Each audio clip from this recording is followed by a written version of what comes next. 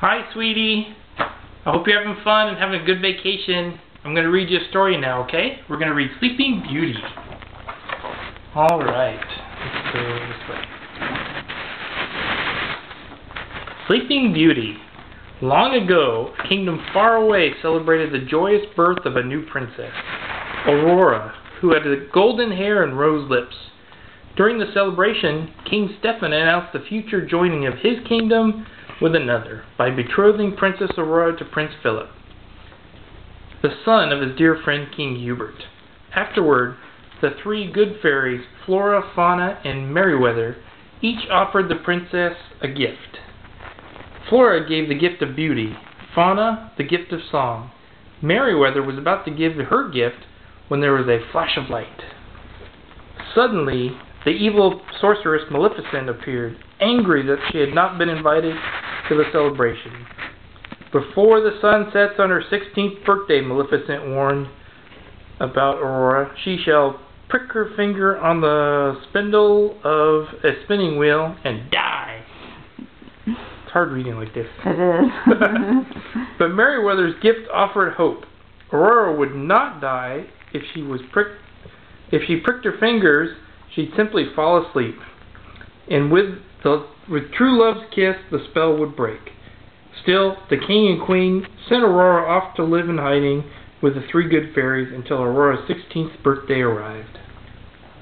You can probably hold it up a little bit more. There's the witch. To make it more comfortable for you to read. 16 years passed slowly by, and still the cruel Maleficent's prophecy had yet to come true. She couldn't have vanished into thin air, Maleficent yelled at her servants. My pet, she said, turning to a raven, you are my last hope. Circle far and wide. Search for a maid of 16 with hair of sunshine, gold, and lips as red as the rose. Go and do not fail me. Just as they had promised for 16 years, Flora, Fauna, and Merryweather had kept their magic a secret and had raised Aurora in a small cottage deep in the forest. On the morning of Aurora's 16th birthday, the three fairies sent her berry picking so they could plan a special celebration. Aurora didn't mind, for she loved spending time with her animal friends and singing her way through the forest. That morning, a handsome grown-up Prince Philip went riding through the forest on his horse Samson.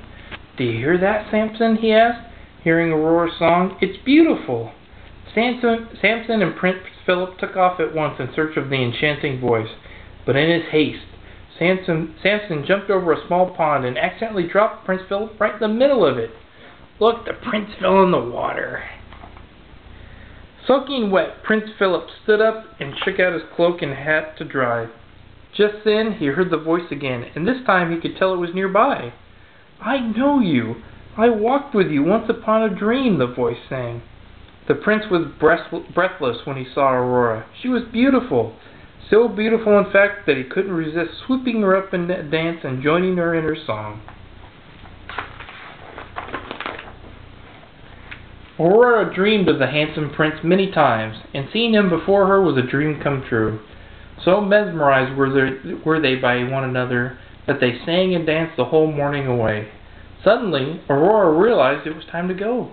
But when will I see you again? The prince asked anxiously. He didn't even know his new love's name.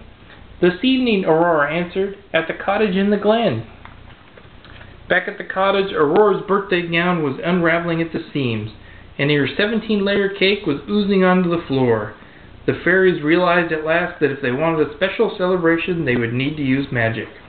As they worked, sparks from their wands traveled up the chimney and into the sky.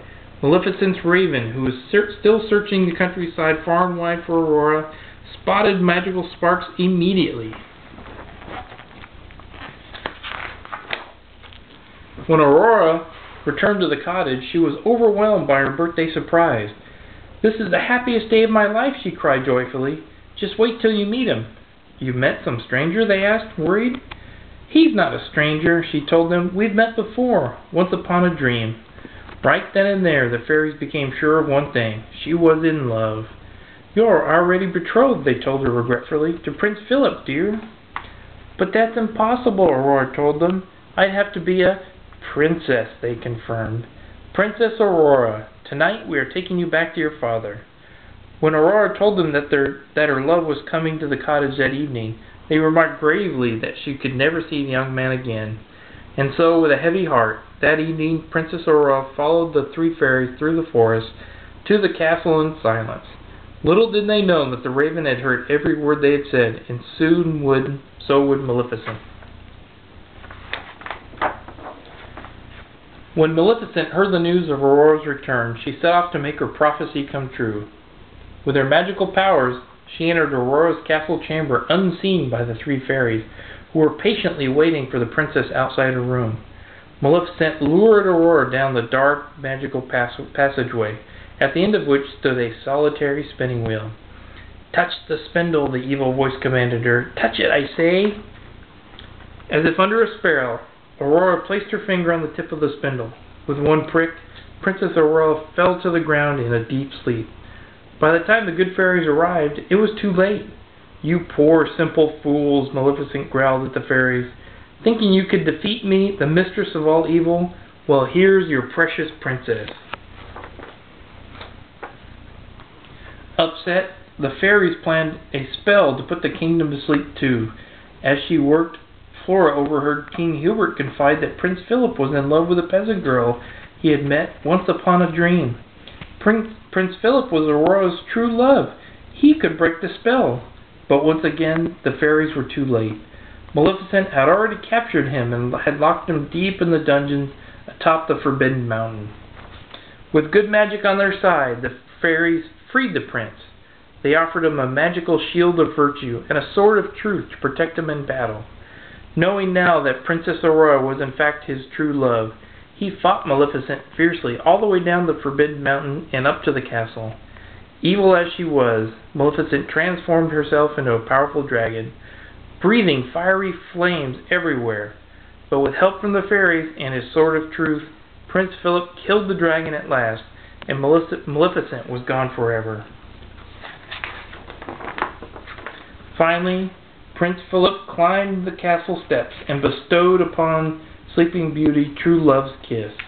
The good fairies lifted the sleeping spell from the kingdom, and everyone rejoiced in Princess Aurora's safe return. As she and her beloved prince began to dance, their fathers celebrated the union of their two children and kingdoms, but none rejoiced in this happy ending quite as much as Aurora and Prince Philip.